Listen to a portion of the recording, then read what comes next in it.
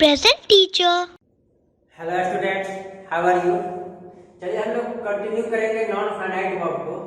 हम लोग non finite verb तीन टाइप के होते हैं, जेरांड, पार्टिसिपल एंड इन्फिनिटिव। तो जेरांड देख चुके हैं, पार्टिसिपल देख चुके हैं।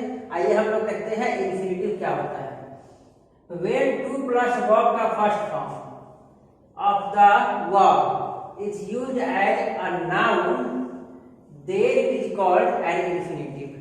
टू प्लस वर्ब का फर्स्ट फॉर्म अगर आए सेंटेंस में कहीं भी, तो वो अगर नाउन की तरह काम करेगा तो उसको हम लोग कहेंगे क्या, इन्फिनिटिव। क्या कहेंगे, इन्फिनिटिव। वो किस तरह काम करेगा, नाउन की तरह काम करेगा। ओके, जैसे I like to play in the evening, I like to play in the evening. अब यहाँ बताइए ये आई क्या है, डूअर है, करता है, ठीक है, ये सब्जेक्ट हो गया, ठीक है। लाइक क्या है, ये वर्ब है, ठीक है, ये हो गया मेन वर्ब। अब ये टू प्ले देखते हैं आगे क्या है, और इन द इवनिंग, इन क्या है, प्रीपोजिशन है, द आर्टिकल, इवनिंग क्या है, नाउन है। अब ये बताइए आप, ये सब्जेक्ट है, ये वर्ब है, ठीक है। आई लाइक व्हाट, अगर व्हाट क्वेश्चन करेंगे तो क्या आंसर मिलेगा, to play. I like what, मैं खेलना पसंद करता हूँ शाम में, मैं शाम में खेलना पसंद करता हूँ। आई लाइक व्हाट, क्या पसंद करता हूँ, क्या मिलेगा आंसर, खेलना।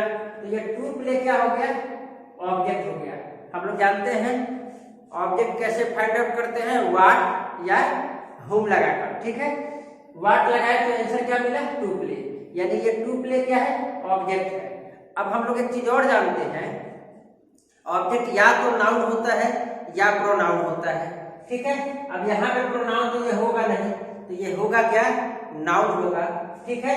तो ये जो है टू प्ले, ये भले ही दिख रहा हो वर्ब के जैसा, पर ये टू प्ले जो है नाउन है। अब हम लोग कहेंगे कि ये अलग अलग है, ठीक है, तो अलग अलग भी तो बोल सकते हैं। टू प्रीपोजिशन है और प्ले वर्ब है।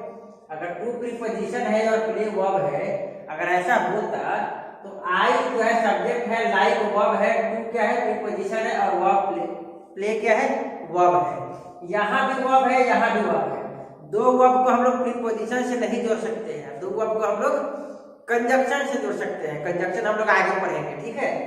तो ये वर्ब तो है नहीं, अलग अलग हम लोग इसको कर नहीं सकते हैं।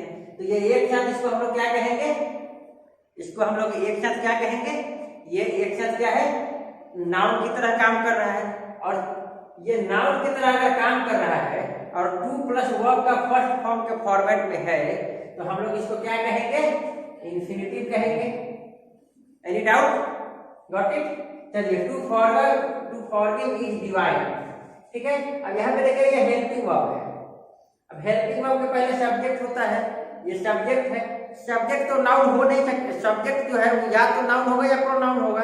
अब यहाँ पे ये जो है क्या है, प्रोनाउन हो नहीं सकता है, नाउन होगा। तो अगेन यहाँ भी टू फॉरगिव क्या है, टू फॉरगिव नाउन है, और चूंकि ये नाउन है, that's why this one is an infinitive. Okay, तो ये दोनों ही जो है एक नाउन की तरह काम कर रहे हैं। भले ही दिख रहा हो वर्ब के जैसा, पर ये वर्ब नहीं है, ये नाउन है, और इसको हम लोग क्या कहेंगे, इन्फिनिटिव कहेंगे। फाइन, आई होप आपको ये समझ में आया होगा, ठीक है। चलिए अब हम लोग देखते हैं no. Infinitive is also called true verb. क्योंकि ये टू प्लस वर्ब का फर्स्ट फॉर्म होता है, इसीलिए इसको हम लोग ट्रू वर्ब भी बोलते हैं, ट्रू वर्ब। ओके, इन्फिनिटिव का दूसरा नाम क्या है, ट्रू वर्ब।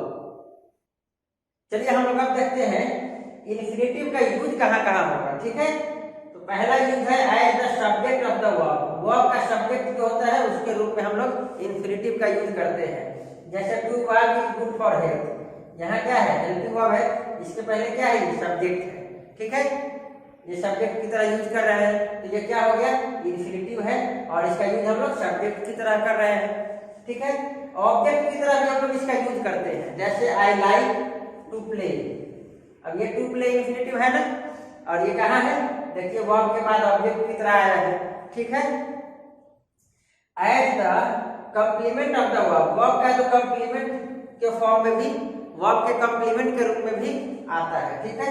जैसे I want to start my own business, I want मैं चाहता तो हूँ, क्या चाहता हूँ, ये कौन बताएगा, कॉम्प्लीमेंट क्या बताता है, तो कुछ एक्स्ट्रा इन्फॉर्मेशन देता है। तो यहाँ पे क्या चाहता है, टू स्टार्ट, स्टार्ट करना चाहता है, ठीक है। ये टू स्टार्ट जो है ये क्या है, कॉम्प्लीमेंट है किसका, वर्ब का, ओके। चलिए next, as the object of the preposition, preposition हम लोग आगे पढ़ेंगे, प्रीपोजिशन का ऑब्जेक्ट के जैसा काम करता है, ठीक है। जैसे the rock climber is about to climb, ठीक है, रॉक क्लाइंबर जो है वो बस क्लाइंब करने ही वाला है, ठीक है। अब आप बताइए यहाँ पे ये टू क्लाइंब जो है, ये टू क्लाइंब, ठीक है, ये क्या है, अबाउट क्या है बताइए, प्रीपोजिशन है, और प्रीपोजिशन अबाउट किसके बारे में क्या करने जा रहा है, वो टू क्लाइंब चढ़ने जा रहा है, ठीक है। तो ये इस अबाउट को क्या कर रहा है, और एक्स्ट्रा इन्फॉर्मेशन दे रहा है। अबाउट प्रीपोजिशन है तो प्रीपोजिशन का एक्स्ट्रा इन्फॉर्मेशन दे रहा है, इसलिए इसको क्या कहेंगे, प्रीपोजिशन का कॉम्प्लीमेंट कहेंगे, ठीक है। और प्रीपोजिशन का जो ये एक्स्ट्रा इन्फॉर्मेशन दे रहा है तो ये क्या हो गया, ऑब्जेक्ट हो गया, कॉम्प्लीमेंट समथिंग लाइक ऑब्जेक्ट ही होता है, ठीक है। चलिए, as an objective complement, objective complement की तरह भी इसका यूज करते हैं। जैसे the teacher expected the class to win the competition, ठीक है। अब यहाँ पे देखिए टू विन, टीचर जो है एक्सपेक्ट किया क्या, क्लास से कुछ एक्सपेक्ट किया, ठीक है, क्या एक्सपेक्ट किया, ठीक है। यहाँ पे ऑब्जेक्ट तो है लेकिन फिर भी ये सेंटेंस कंप्लीट नहीं है। The teacher expected the class, ठीक है, एक्सपेक्ट किया क्लास से, क्या किया, तो ये क्या बताएगा, टू विन, जीतना, क्या किया, जीतने का एक्सपेक्ट किया, क्या चीज, कंपटीशन, कंपटीशन जीतने का एक्सपेक्टेशन क्या है, ये क्लास के बारे में और बता रहा है, मॉडिफाई कर रहा है, और ये क्लास क्या है, ऑब्जेक्ट है, तो ऑब्जेक्ट के बारे में ये मॉडिफाई कर रहा है, तो ये क्या हो गया, ऑब्जेक्टिव कॉम्प्लीमेंट हो गया, ओके। तो हम लोग क्या देखें, इसका ऑब्जेक्टिव कॉम्प्लीमेंट की तरह भी यूज करते हैं, फाइन। चलिए अब हम लोग देखते हैं बेयर इंफिनिटिव क्या होता है। अभी हम लोग देखें इन्फिनिटिव क्या होता है, अब देखते हैं bare infinitive. When we use infinitive without to, infinitive का यूज करेंगे यानी वर्ब का फर्स्ट फॉर्म तो होगा, वर्ब का फर्स्ट फॉर्म तो होगा लेकिन ये टू नहीं होगा, केवल वर्ब का फर्स्ट फॉर्म यूज करेंगे, तो उसके लिए हम लोग क्या करेंगे, बेयर इंफिनिटिव करेंगे। टू नहीं आएगा, केवल वर्ब का फर्स्ट फॉर्म आएगा, तो उसको क्या कहेंगे, बेयर इंफिनिटिव, ठीक है। जैसे I watched him cry, I subject है, वाच्ड वर्ब हो गया, हिम क्या हो गया, ऑब्जेक्ट हो गया, ठीक है, ऑब्जेक्ट की तरह आ रहा है। अब ये क्राई क्या है, ये क्राई इन्फिनिटिव है, कौन सा, बेयर इंफिनिटिव, ठीक है।